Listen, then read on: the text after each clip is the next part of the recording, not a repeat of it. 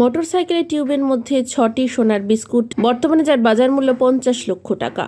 পাচারের আগে বিএসএফের জালে পাচারকারী। উত্তর ২৪ পরগনার বসিরহাট মহকুমার স্বরূপনগর থানার ভিখারি হাকিমপুর গ্রাম পঞ্চায়েতের দালালি সীমান্তের ঘটনা। বছর ২৪-এর শাফিন মণ্ডল বাড়ি দক্ষিণ তারালি গ্রামের ৬টা সোনার বিস্কুট নিয়ে হাকিমপুর চেকপোস্টে আসতেই ১৪৩ নম্বর ব্যাটালিয়নের সীমান্তরক্ষী বাহিনীর জওয়ানদের সন্দেহ হলে মোটর বাইক চেক করতে টিউবের মধ্যে থেকে ৬টি সোনার বিস্কুট পাওয়া যায়, যার ওজন ৬৫০ গ্রাম, যার বাজার মূল্য ৫০ লক্ষ টাকা।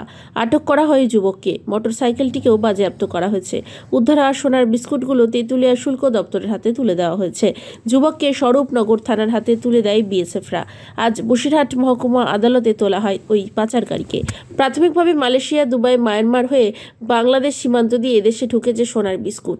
এর সঙ্গে আন্তর্জাতিক সোনা পাচারকারীদের যোগসূত্র আছে কিনা সেটাও খতিয়ে দেখছে স্বরূপনগর থানার পুলিশ ও বিএসএফ।